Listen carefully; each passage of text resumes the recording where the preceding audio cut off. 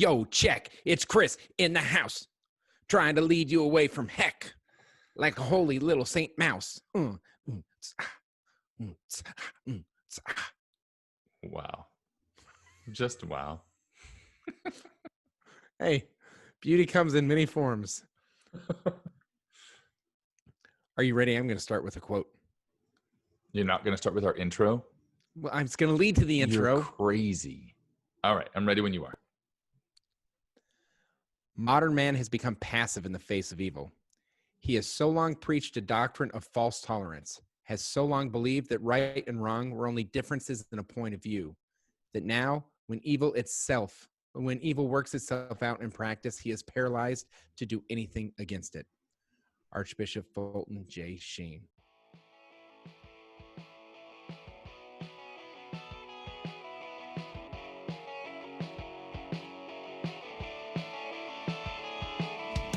Welcome to Ministry Leaders Anonymous.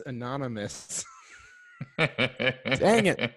I was like on this epic roll. And I'm Matt Rice, and we hope to provide a moment of sanity during a busy week of ministry. We both worked in ministry for over 20 years and have seen just about everything. And as damned as we are ready to bring light to the hurts, hopes, and hungers that every ministry leader has. Oh, I love this quote by Archbishop Fulton Sheen. Like, it's like, we are paralyzed to do anything against evil. And I think that there's truth in that because we don't equip and empower people to do stuff against evil. We have this buddy Jesus. I don't know if you've ever seen the buddy Jesus. Just Google it. And it's like, hey, everything's okay. And if you're sinning, that's okay because I conquered and died for it, and be nice to each other. And that's all I want. And yet people kind of meet and greet that type of spirituality with a yawn. Mm-hmm. If there's no demands that the faith puts on us, if there's no demands there, then there's not true love. Like, love makes demands, and it's okay for love to make demands. And as ministry leaders, are we leaning into that reality with the people that we serve? When you think about like that version of Jesus versus the version of Jesus that the apostles dealt with, he's like, hey, don't take a second tunic and just go. And they're like, gone. They just took the challenge and went, right? And it was like no further guidance. They were asked a lot to go and do that, which is just way beyond what Buddy Jesus would do. Right. Buddy Jesus, hold my hand while we do this together. And it's like being on a group project, but Buddy Jesus does all the work and you still get an A, right? The other one is he's like, I believe in you. I've equipped and empowered you. Now go. It's like, but I can't see the things you equip me with. It's like, no, because it's grace. And I'm sending you my spirit. Like, go. And there's this radical living that we are called to as Christians. And as ministry leaders, sometimes I don't think that gets cascaded down, right? Yep. Like, okay, you can name the 7 gifts of the Holy Spirit. You're ready for confirmation. That's it. It's not, you will be clothed with power from on high when the Holy Spirit comes to you. And you are made to speak as Christ himself, as prophet, priest, and king, as a confirmed Catholic in the world today. You are set as a missionary. Instead, you've checked all the boxes. And even with our volunteers, the same thing. Like, we give them, a piece of paper that says, step 1, do this. Step 2, do that. Step 3, do this. And we don't give them any responsibility, any challenge to make it their own, to come up with it themselves. So just so you guys know, this is sort of a follow-up from a podcast, that we recently did that is comes from that Failing Forward book with Alan and his friend. I'm still trying to figure out how to pronounce Alan's last name. So there's that. It starts with a G. Come on, what is his name? We'll figure it out in just a minute. But anyways, so I've been reading the book, and I've been realizing, like, this book is basically a framework for challenging people to live out their faith radically. Specifically adolescent youth. Like, we have to be able, Alan and Daryl. There you go. Garrel. They were on a couple podcasts ago. You're more than welcome to. Garrel? Yes, Garrel. I thought it was Grant or something like that. I've been listening to a lot of different, anyways. But I've been going through it, and I'm like, this is basically just us saying, hey, you know how God says you're capable of greatness? Well, go do it. Yep. And we're going to be here to where, when we come back, we'll talk about, did you achieve the greatness at the level you believe God created you to be? If not, then how can we help support you in that next step? If so, great. Now let's give you another task. And I feel a lot of times we share the faith on a level that almost analyzes spirituality and morality and things like that, instead of equips and empowers us to transform through the spirituality that we have. Hmm. Yeah. And I just love taking what they said in that book, because like they were specifically talking about youth, your kids, and stuff like that. But taking that like another step and looking at how you can do that with the people that you supervise, the people that are around you, the people that you depend on, for your ministry to be done. And looking back, there are ways that I've implemented this, um, almost without even knowing.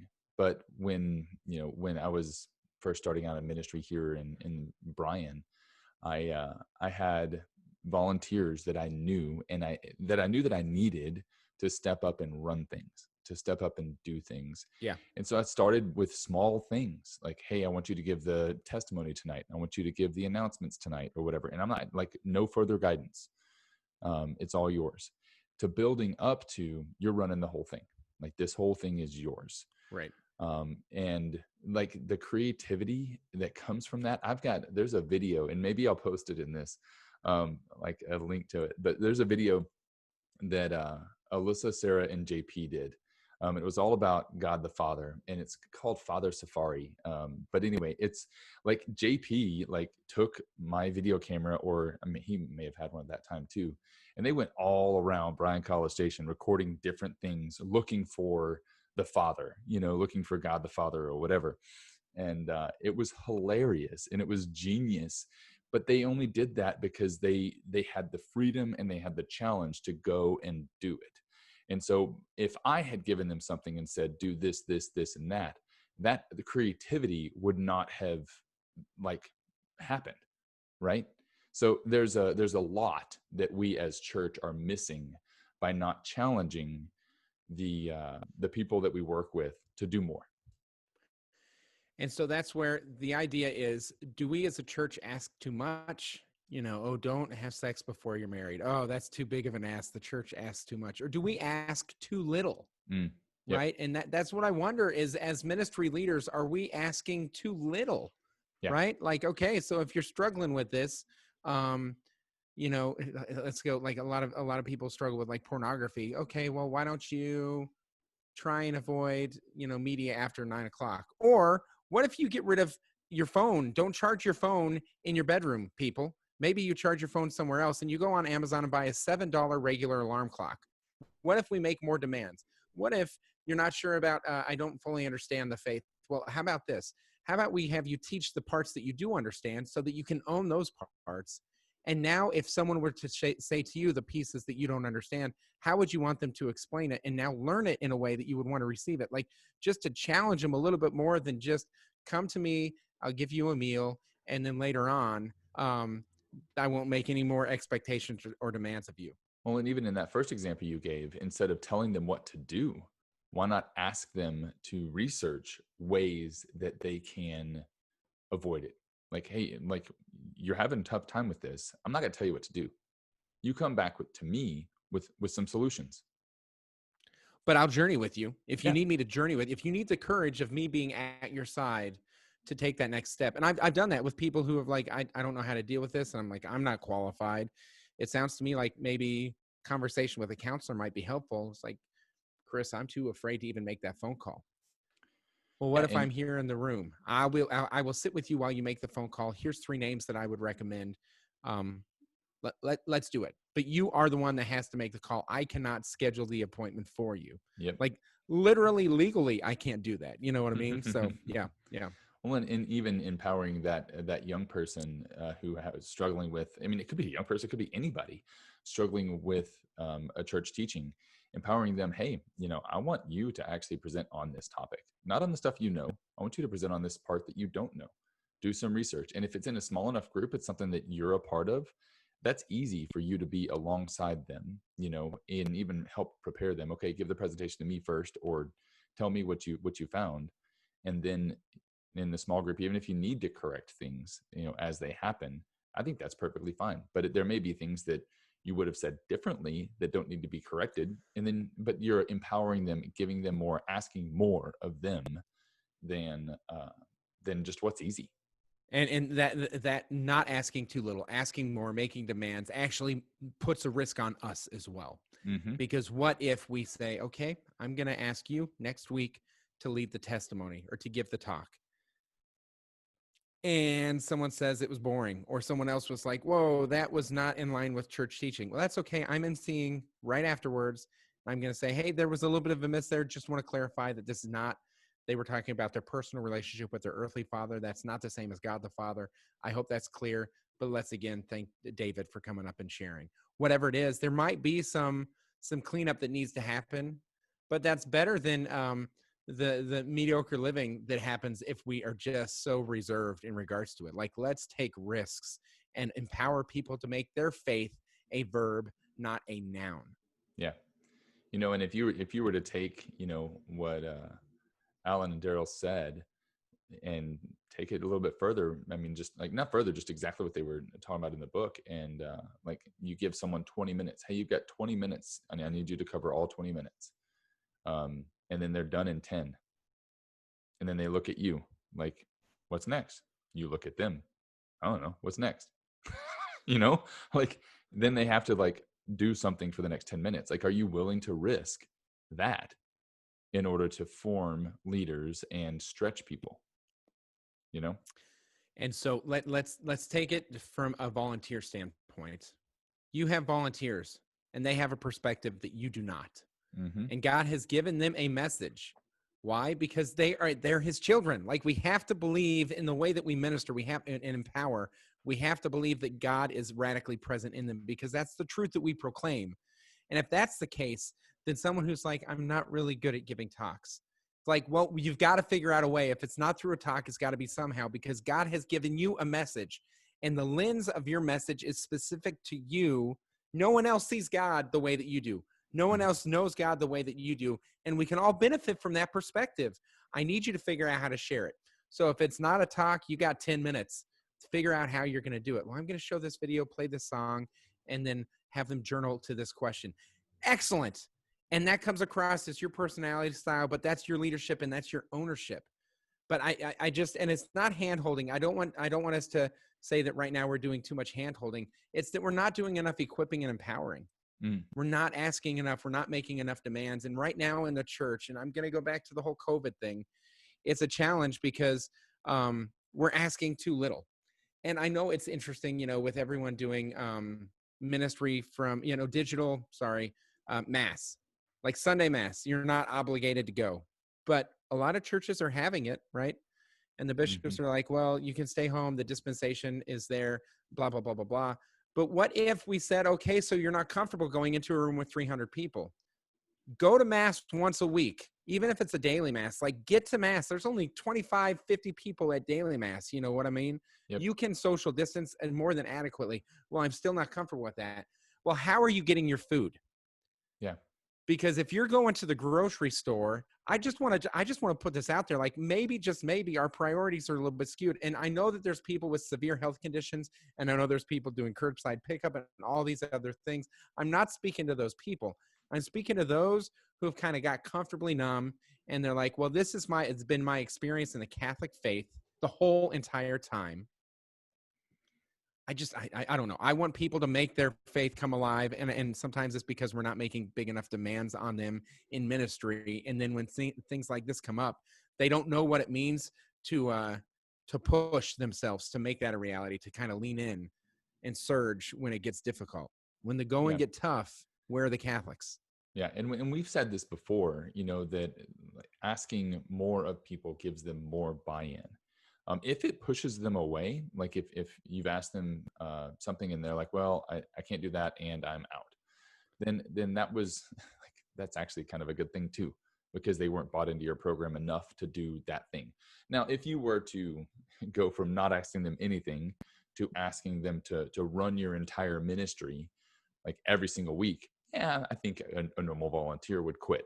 That doesn't make sense. But if you go from asking them to do nothing to leading a small group, or asking them to do nothing to leading, giving one small talk, and they bail on that, then that's actually probably a good thing, to be honest.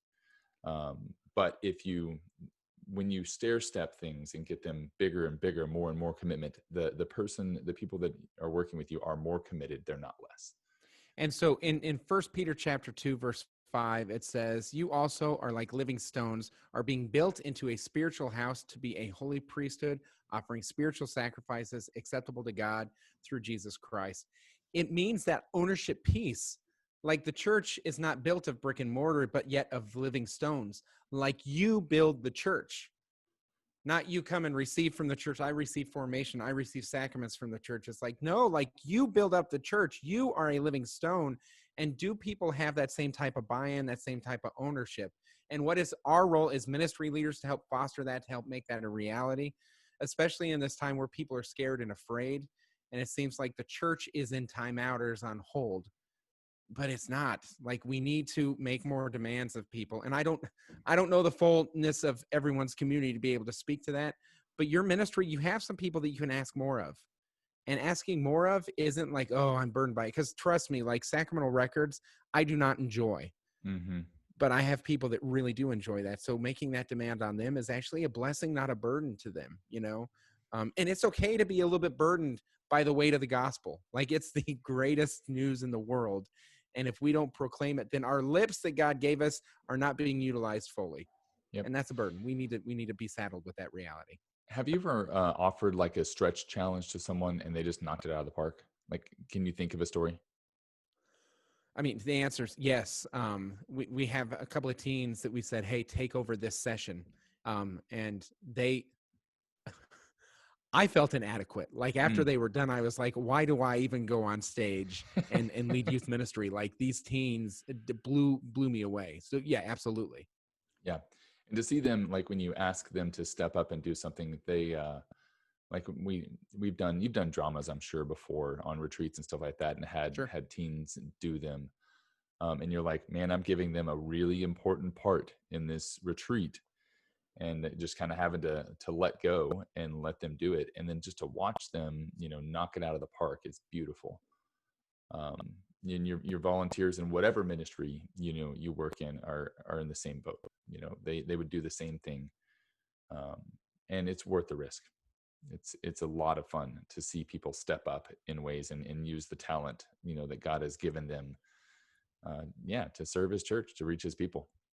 So how do you make these extra demands? They're not extra demands. How do you ask more? The church needs to ask more. We need to ask more. And the thing is if you send out an email, I'm going to send out my flock note and say, hey, I need people to step up to be a part of this or be a part of that. Like, that's not going to be as effective as if you sit down and say, you have expertise in this area and this topic aligns with your expertise. And I know that you can do it. Well, I don't feel comfortable giving a talk. Like, I need you to figure out how you're going to share this message, because you can share it better than I can.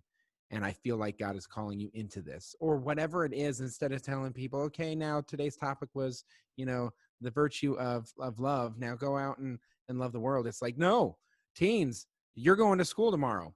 Sit with someone you don't normally sit with at the lunchroom and listen to their story. That's how I want you to live out love. Like, there is a specific pathway into the demand that you're asking, as opposed to just go out and be more nice to everybody. Like, I just feel like there needs to be a little bit more meat on the bone when we equip and empower people to be successful. Yeah. Asking students to form an actual Bible study at their school, or to meet someone new that they'd never met before and come back with the actual name. The same thing with your volunteers at RCIA. I use these two examples all the time, and that's pretty much it. But yeah, having your volunteers meet someone new and invite someone new to the earlier sessions, for that year. And that's a big challenge, for them to wait. You mean I need to actually invite someone to this? Yes, absolutely. And it's interesting because I've seen people, when they bring a friend, okay, you brought a friend, so you each get a candy bar. Thanks for coming. And I've had someone say, like, I feel like my friend brought me just so they could get a candy bar. Like, They felt Kid. used. Yeah, that's exactly why. And so how can we motivate, how can we encourage, how can we empower this type of response for the sake of the response, not for the sake of the why do we have to reward people living out their faith? Yeah. Like, is not them living out their faith reward enough? um but the thing is there's sacrifices, like there's a cross. He calls us to pick up our cross and carry it, and that's part of living out our faith. And so these demands, we're asking people to sacrifice for this. And yet, Matt, you and I, we made sacrifices like all throughout our week to play a video game. We sacrificed sleep. We sacrifice time with our spouse so that we can play a video game. Like, making sacrifices is something everyone already does. They know, they get it.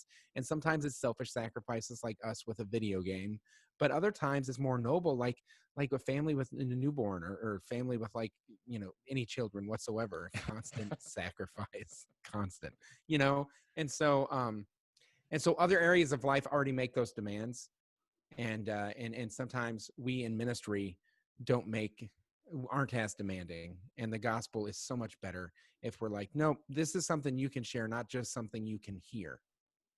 Well, and even just the mentality, the culture behind it, will make a difference. So if we have this mentality that, oh, we ask too much, then the way we ask for help is very apologetic, and is not inspiring. It's, hey, I know you're really busy, I know you've got so much going on, but if you could do this one little thing, Yeah, and squeeze in some time for God. yeah, that makes it even seem like I'm asking too much. The way that I phrase that question, I make it look like I'm asking too much because I believe that. So Right. maybe we need to have a shift in what we believe and how we feel. Because if we change the way we think and feel about this, I'm not asking too much. This is normal. Oh, hey, you're a member of our ministry team. This is what we do. Right. That's it. Like, this is what it means, to be a part of this team. No apology, no, like, whatever. I mean, definitely a thank you, like after they do it or as they're doing it. But like, we need to shift the way that we ask people for things and the way that we think about the work we do. And so that comes in a variety of ways, because the other volunteers that surround us, I think that we need to transform the onboarding of those volunteers to where it's like, okay, so you're going to volunteer with our program or our ministry. We meet for an hour and a half, which means half hour beforehand and 15 minutes after. So we're asking for, 2 hour and 15 minute commitment on the day of. And then 30 minutes commitment sometime in between that session and the next session to review the material and to reach out to those in your small group in one way or the other, to do some sort of connection with them, even if it's just a text message, whatever it is that's legal in your diocese or whatever, all those caveats.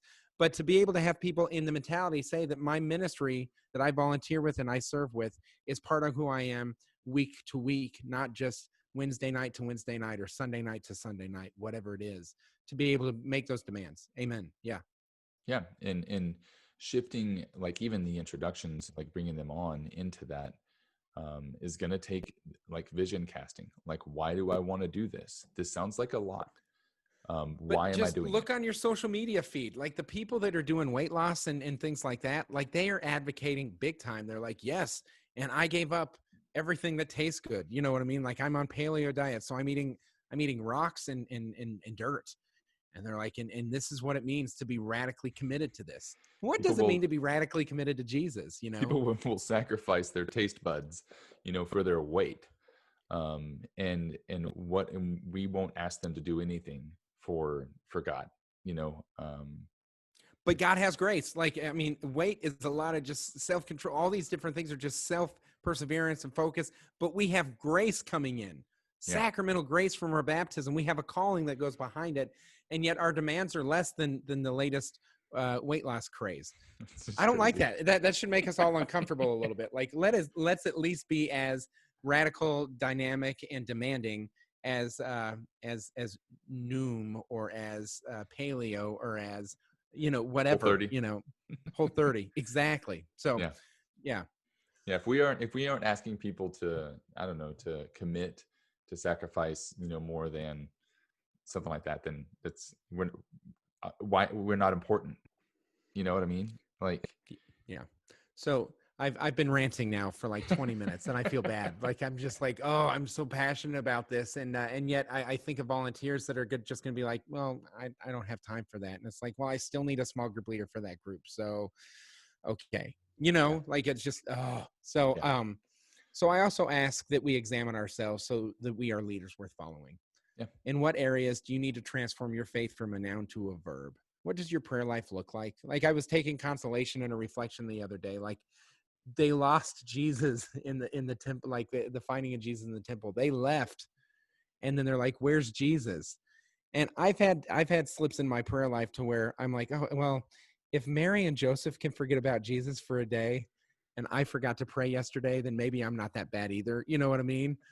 So I really take consolation in the finding in the temple that decade of the Rosary, but at the same time, um, I need to get spiritually woke myself. Like Mm. I sometimes am just on maintenance mode in my own faith life, and I think God is calling me as a ministry leader into a deeper relationship with Him. Amen. Like, am I as radical as these ideas I have are in my own spiritual growth? And so, don't forget to check yourself and take a step back and say, if I was empowering me, what would I tell me to do differently so that I could be radically, so that there would be demands made on me as a ministry leader, because faith makes demands, love makes demands. Cool. So if you guys didn't look at the book from the previous episode because you thought it was just for parents, this is it'd be a book worth looking at and kind of adapting for how do you do it within your ministry, with your volunteers, with your team. What's the name of the book Yeah. again, Chris? Failing Forward by Alan Migliorato and Darryl Dziedzic. You're the worst. Just I am so bad at saying words. I'm bad at words. So there you go. Yeah, but you are just as bad because you're like, "What's the name of the book, Chris?" And you just throw it to me so that you don't have to hold on to it. I said it earlier. Okay, Failing Forward. Anyways, yes, the nice thing about it is it's been 3 sittings with the book, and I'm 90% of the way done. It's a quick read, it's an easy read, and it's engaging. But How long long were your story short, sittings? I think I read the book in like an hour, maybe 2. It was really fast. yeah, it's a fast read. Yeah. Cool. All right, guys. Thank you guys for joining us today. Let's continue the conversation online. Please send any feedback you have to mla@ablaze.us and share this podcast with someone. Here at Ministry Leaders Anonymous, we believe that if you want to go quickly, go alone. And if you want to go far, we go together. And if you want to go far, it's going to make some demands on you. So let's do it. Let's get people equipped, empowered, and make their faith a verb, not just a noun. And take some time this week to pray for other ministry leaders. We will see you guys next week on Ministry Leaders Anonymous. God bless you.